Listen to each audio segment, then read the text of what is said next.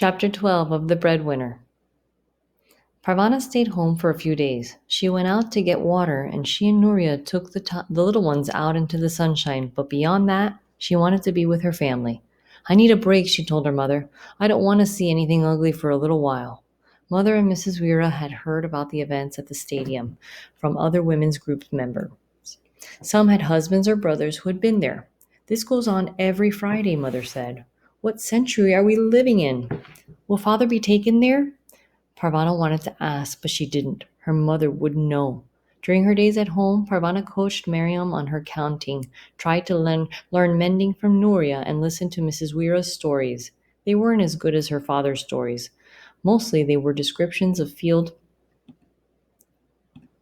hockey games or other athletic events. Still, they were entertaining, and Mrs. Weira was so enthusiastic about them that she made other people enthusiastic too. No one said anything to Parvana when the bread ran out, but she got up and went to work that day anyway. Some things just had to be taken care of. I'm glad you're back, Shalcia said when she saw Parvana in the market. I missed you. Where were you? I didn't feel like working, Parvana replied. I wanted some quiet days. I wouldn't mind some of those, but it's noisier in my home than it is out here. Is your family still arguing? Shazia nodded. My father's parents never really liked my mother anyway. Now they depend on her. It makes them grumpy. Mother's grumpy because we have to live with them since there's no place else to go. So everybody is grumpy. If they're not actually arguing, they sit and glare at each other. Parvana thought about how it felt in her home sometimes, with everyone going around with tight lips and unshed tears in their eyes. It sounded even worse in Chausia's house. Can I tell you a secret? Chausia asked. She led Parvana over to a low wall and they sat down. Of course you can tell me. I won't tell anybody. I'm saving money, a little bit each day. I'm getting out of here. Where? When? Chausia kicked at the wall in a rhythm, but Parvana stopped her. She'd seen the Taliban hit a child for banging on an old board like it was a drum. The Taliban hated music. I'll stay until next spring, Chausia said. I'll have a lot of money saved by then, and it's better not to travel in the winter. Do you think we'll still have to be boys in the spring? It's a long time from now. I want to still be a boy then, Chelsea insisted. If I turn back into a girl, I'll be stuck at home. Couldn't stand that. Where will you go? France. I'll get on a boat and go to France. Why France? She asked. Chelsea's face brightened. In every picture I've seen of France, the sun is shining, people are smiling, and flowers are blooming. France, people must have bad days too, but I don't think their bad days can be very bad. Not bad like here.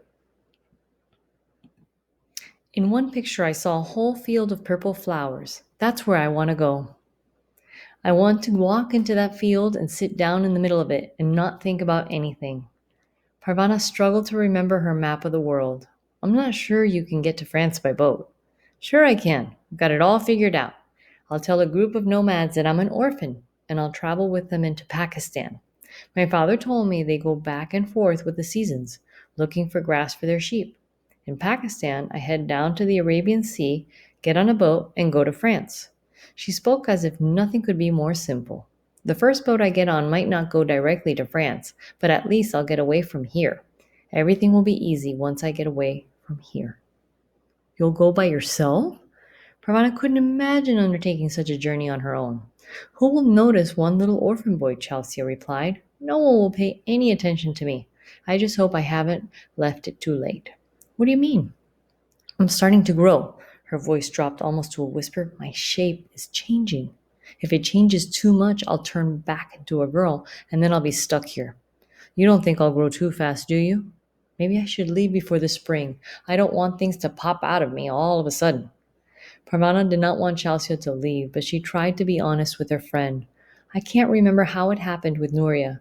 Mostly, I watched her hair grow. But I don't think growing happens all of a sudden. I'd say you have time. Chelsea started to kick the building again. Then she stood up so she wouldn't be tempted. That's what I'm counting on. You'll leave your family? How will they eat? I can't help that. Chelsea's voice rose and caught as she tried not to cry.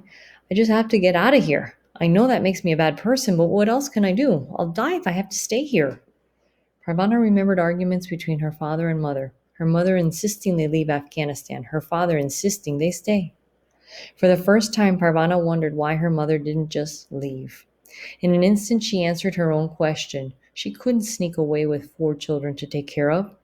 I just want to be an ordinary kid again, Parvana said. I want to sit in a classroom and go home and eat food that someone else has worked for. I want my father to be around. I just want a normal, boring life. I don't think I could ever sit in a classroom again, Chelsea said.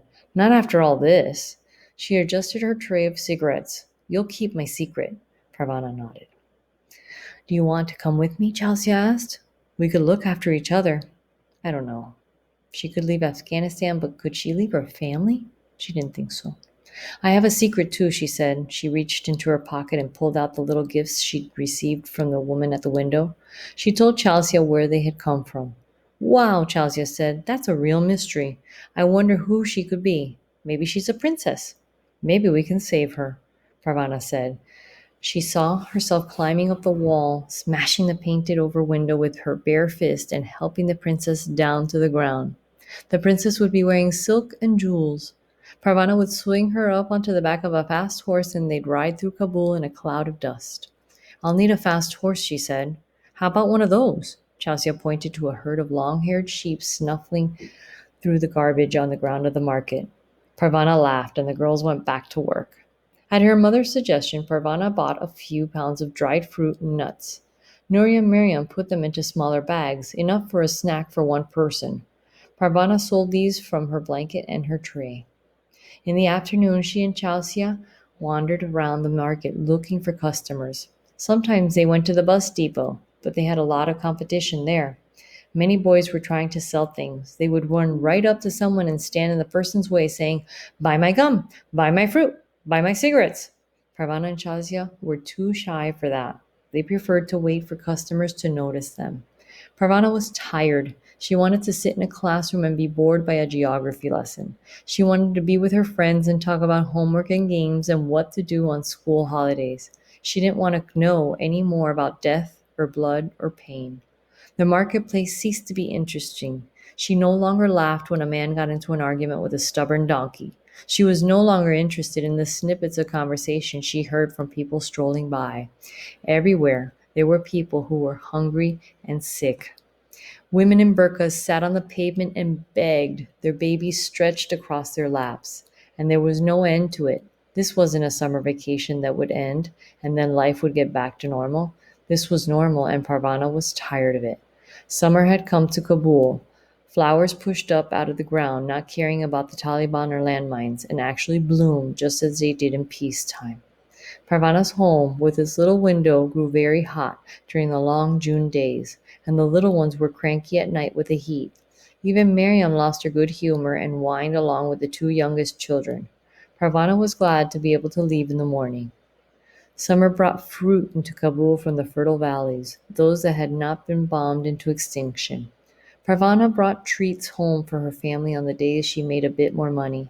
They had peaches one week, plums the next. The clear mountain passes brought traders from all over Afghanistan into Kabul. From her blanket in the marketplace and when she walked around selling cigarettes with Chausia, Parvana saw tribal peoples from Bamiyan, from the Registan Desert region near Kandahar, and from the Wakhan corridor near China. Sometimes those men would stop and buy dried fruit or cigarettes from her. Sometimes they had something for her to read or write. She would always ask where they were from and what it was like there so she could have something new to tell her family when she went home. Sometimes they told her about the weather. Sometimes they told of the beautiful mountains or the fields of opium poppies blooming into flower, or the orchards heavy with fruit. Sometimes they told her of the war, of battles they had seen and people they had lost. Parvana remembered it all to her family when she got home. Through Mothers and Mrs. Weira's women's group, a secret little school was started. Nuria was a teacher. The Taliban would close down any school they discovered, so Nuria and Mrs. Weira were very careful. This school held only 5 girls, including Mariam. They were all around her age. They were taught in 2 different groups, never at the same time, 2 days running. Sometimes the students came to Nuria. Sometimes Nuria went to the students. Sometimes Parvana was her escort. Sometimes she carried a squirming Ali. He's getting too big to be carried around, Nuria said to Parvana on one of their noonday walks. Mother had allowed Nuria to leave Ali at home to get a break from him. They only had Mariam with them, and she was no trouble. How are your students doing? They can't learn much in a few hours a week, Nuria replied, and we don't have any books or school supplies. Still, I guess it's better than nothing. The little gifts from the window kept landing on Parvana's blanket every couple of weeks. Sometimes it was a piece of embroidery, sometimes it was a piece of candy or a single bead. It was as if the window woman was saying, I'm still here, in the only way she could. Parvana checked carefully around her blanket every time she went to leave the market, in case one of the gifts had rolled off. One afternoon she heard sounds coming from above her. A man was very angry. He was shouting at a woman who was crying and screaming. Parvana heard thuds and more screams. Without thinking, she sprang to her feet and looked up at the window, but she couldn't see anything through the painted glass. What goes on in a man's house is his own business, a voice behind her said. She spun around to see a man holding out an envelope. Forget about that and turn your mind to your own business. I have a letter for you to read. She was planning to tell her family about the whole incident that night, but she didn't get the chance. Instead, her family had something to tell her. You'll never guess, her mother said. Nuria's getting married.